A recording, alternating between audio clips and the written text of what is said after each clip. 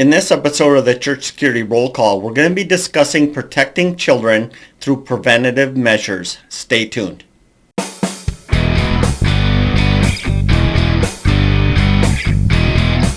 Hi, this is Chris with Sheepdog Church Security, and this is your Church Security Roll Call. Today we're going to be discussing the article Setting Boundaries. If you'd like to read that article, go to our website, sheepdogchurchsecurity.net, and look under the News tab. So let's begin in the Bible as we always do. This one is Proverbs 2:11, 16, and 18, and it reads like this. Discretion shall preserve thee, understanding shall keep thee, to deliver thee from the strange woman, even from the stranger which flattereth with her words. For her house inclineth unto death, and her paths unto the dead. So good verse for us today, because here it is. We're talking Proverbs here. We're talking thousands of years ago. This verse was written to warn children of the potential of sexual immorality. And so we see this is an example here of how even in ancient times that they were teaching their children to look out for predators, to look out for those that their ways inclineth to death and their paths unto the dead. And so we have to, as a church, see this type of instruction and make sure that our children, not only our personal children, probably some of us have grandchildren, these things are being taught. And quite frankly, if we don't teach them, the world will. One of the things that really has struck me is how things have changed over the years versus how when I was a kid and how things are being done now and what we're being encouraged to do. And how difficult it is for us of an older age to actually seek out or try to have these conversations with younger people. It reminds me of a quote, and for some of you out there, you might recognize this as kind of the nerd in me is coming out a little bit, but I think it's absolutely right. And it says this: if there's to be a brave new world, our generation will have the hardest time living in it. And that's kind of what I'm getting at today with this article, is that we grew up in a certain generation, and there were, to talk about sex ed and to talk about those things was completely taboo. But the result of that Elizabethan, anyway, those old ideals actually created an underground or opportunities for predators to seek out prey. So that's what we're going to be talking about today. Before I continue, I want to let you know, share this video with other people, definitely with your children's ministry. Let them listen to this. Get a copy of the show notes and have a follow-up with them about what are we doing? Are we being proactive in this area at our church? Are we talking to our teens and younger kids about sexual health? Might be a way of doing it, but really we're talking about sexual measures, preventive measures to help them understand when something is going wrong. So anyway, please check it out. Please share the video. Please get the show notes. All right, so we have some news stories for you. The first one is San Jose, California, May 5th, 2015. A girl aged 13 had just gotten off the school bus and came to the door of her house. Just then, she saw a man coming onto the porch. The 30-ish man claimed to be lost, then began inappropriate questioning. The girl opened the door, dashed inside, and tries to close the door, but the man forced his way in. She fought him off until he fled. The girl texted her father while hiding. Police said the man's description matched that of a person who tried to assault a woman a month earlier. So here it is. Somebody had a conversation with this little girl and prepared her for the potential predator that she may come across, and encouraged her to seek shelter, to fight off the best she could, and to call police, or at least in this case, texting her dad while she was hiding. So these are good things to talk to our kids about. Next one, San Diego, California, 2021. A San Diego law firm, Etsy and Bomberger, which represents survivors of sexual assault, posted an article about how sexual predators groom children and youth. In the process, predators work on both the intended victim and the parents, taking advantage of their naivety of both, as well as their reluctance to admit fault. The predator first looks for ways to get close to the prey and then feigns concern for the child's well-being. This is a constant thing with predators. Not only do they have to groom the children, but they also have to groom the parents. They have to make their parents trust them, and they have to convince the parents that any one-on-one time they may have with the child is actually for the child's best interests. But that's not the case at all. They're actually leveraging the foolishness of the parents to get closer to the child. And we have to be aware of this.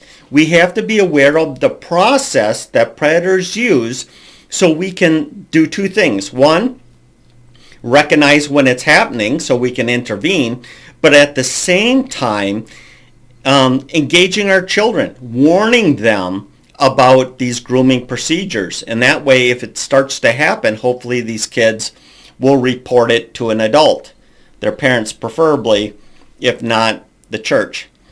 All right, April 22nd, 2021, the Internet Watch Foundation released a report revealing that the online sexual grooming of children has increased.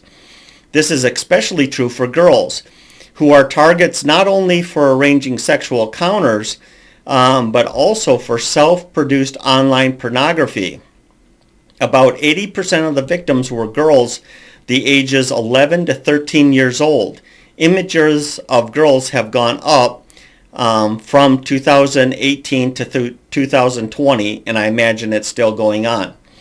So there are predators using the internet to seduce children and then convince them to take inappropriate pictures of themselves, and then they use those photos to get more. So they basically are blackmailing them to do more. I personally, even in the small town that I finished law enforcement in, worked this kind of case twice. Now I'm only one of 9 officers, and I worked at night, the lowest level of interaction with youth as possible, right? Because they have school in the morning and all that kind of stuff. But I personally worked it twice. And this is a small town, 7,000 people. So it's happening in your town. It's happening in your church. All right, next one. Detroit, Michigan, December 5th, 2018. In Detroit, Michigan, United States District Court, the 9 members of a global online child sex images ring were convicted for several federal sexual exploitation charges. The trial was in Detroit because a Michigan girl who had been targeted, worked with the FBI on the case. The men, ranging in age from 34 to 47 years old, posed as teenage boys to entice girls. This occupation ran for 5 years. They hunted online social media. They use online social media. Began with innocent comments, manipulated girls into exposure and acts, and used shame, blackmail, and or threats to keep them acting. Ages of the victims were 10 to 17 years old. They stopped when they realized authorities were investigating people on the same web service they used, but they were already under investigation. The leader of the group was sentenced to 40 years, but only served a month before he was beaten to death by an inmate in federal prison. Yikes. All right, Oklahoma, June 17th. A father in Oklahoma learned that his daughter, that someone on social media was getting fresh with her. Basically, he was grooming her. Dad reported it to the local police, but they said they couldn't do anything until the offender came. So he set up a sting. Using the daughter's phone, he made contact with the sexual solicitor who proposed meeting with her somewhere. The dad agreed and gave him the address and directions to a large yard behind the house where he set up a tent. There the father and two other men waited while a grown woman was in the tent as a decoy. The hopeful offender came to the appointed time. It was 12:30 a.m., so in the middle of the night, and went into the tent. When he got there, the three men tackled him, bound him with zip ties, then the police came and took him into custody. So here's the thing with this online stuff. A lot of local departments don't yet know how to deal with these kind of things. They don't have the expertise or the experience. The smaller the town, the more likely your investigators don't really know what to do. And unfortunately, in the absence of law enforcement stepping in and helping, there's a certain amount of vigilantism that occurs. And that can be a bad thing. I mean, this could have turned into a deadly force situation. And it's just unfortunate that law enforcement agencies are still catching up. You know, I think about the process of things. You know, I think, you know, and I hate to say this, and some of it's going to upset some of you, is the public school system has been acting on this for some time, talking to kids about this. Now, there's a lot of things wrong with that, and some misinformation is put out there. Some types of grooming start to occur, even from teachers. It's really a dangerous situation, and really just brings me back to the most important takeaway that we should be getting from that is that if the church does not take this role, and there's biblical basis for it. I mean, I just read you a verse from Proverbs that way before the New Testament is talking about educating people, educating children about the dangers that are out there. So if we don't do it, other people will. The world will. It'll be the public school system. It'll be their friends. Reminds me of a story, and I don't know how appropriate this is, but let me start out by saying this. When I was a kid, sex ed basically included, my mom had to sign a waiver for me to watch a 30-minute video or maybe an hour video in 6th grade about our developing bodies. And then in 8th grade, one of the sections that we covered during that time was sex ed.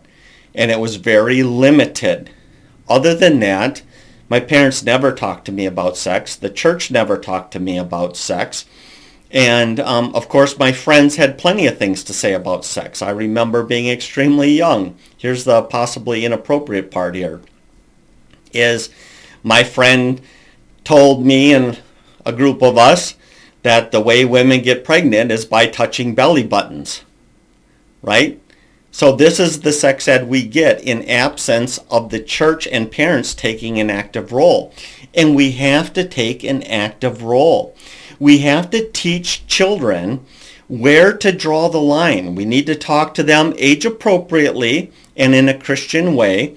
We need to talk to them about their changing bodies, and we need to talk to them about what's appropriate and what's not appropriate, and letting them know, creating an atmosphere where that kid can come back to the parents and say, hey, somebody tried to do this to me or did this to me. And then we have to listen to what that child says, and then we need to take appropriate action. Because if we don't do that, there is so much damage that can happen to a child who gets their education and or abuse by somebody outside. And so for very young victims, this could be physically injurious because of the extreme difference in size and strength. It includes things like the mind, the mental and emotional abuse of young children. It warps their view of sex, often leads to dysfunction in marital relationships. Many later become abusers themselves, so this is kind of a cycle that can occur. Those raised in churches, this brings spiritual and moral confusion because they're engaging with what they believe to be wrong. If the perpetrator is an authority figure, it brings disrespect for the persons in that position, sometimes even authority itself. And so there's a real cost to all of this. And I think we instinctively know it. I've talked to many of you online, on the phone, stuff like that, and we talk about this type of situation. And the truth of the matter is when we talk about child abuse, when we talk about sexual abuse, what happens is the number of people that listen to the podcast, read the article, or anything to that effect, they shut down. They won't watch the videos. I can see how many people actually read these things and listen to these things, and the numbers go way down. We're so uncomfortable with it, and we have to get beyond that somehow. And I don't have a magic wand to wave. I don't have any way to make that happen. It's really just comes down to us individually to say, hey, this is a real problem. We've seen it in the Catholic Church. We've seen it in the Protestant Church. We've seen it in other religions. It's across the board. Predators are everywhere, and they're taking advantage of our unwillingness to discuss it, our unwillingness to address this with our kids. Now, I get that a lot of you are of a older age, right? So you're beyond what you can do for your kids. Maybe you're at a point where you have grandkids. What kind of conversations are you having with your children about their children? What kind of conversations are you having with the pastor, the youth pastor, and other people to say, hey, this has to be something that we have to stop avoiding and start talking about. Now, I've spoken to some of you, and some of your youth pastors have really good programs, especially when they're dealing with teens. I mean, if they're not talking about sex with teens in a respectful, right way, then they're really missing the boat. They're really not doing what they should be doing, because once again, like I said, this is a reality of kids of a certain age, and if we're not addressing it, their friends are. The internet is. Hollywood is. And so we have to step in there. So basically, we like the Drew Shadeen website. Going there, there's all kinds of information. One of the sections that they have is how to prevent it. And it basically has 4 steps that are quite expansive that you can read. It's about educating yourself. It's learning about healthy development, talking to your children or teen, and family and community safety. And all these things build into a safer environment for our kids. I can't stress this enough. I know a lot of you just want to turn off at this point, but I'm just going to ask you for 2 seconds. Just listen. Just listen for 2 seconds. We need to do something. And I don't know what that is for you. A lot of us, you understand where you're at in life. You understand what influence you have. You're surrounded by certain people. And maybe just going up to them and, spilling your guts may or may not be the right thing. But at least let's get some sort of conversation going. It could be as simple as asking, what are we doing to combat the world's view of sexuality versus the church's view? And how are we resisting that, or how are we fighting against that to ensure that our children are being protected from predators?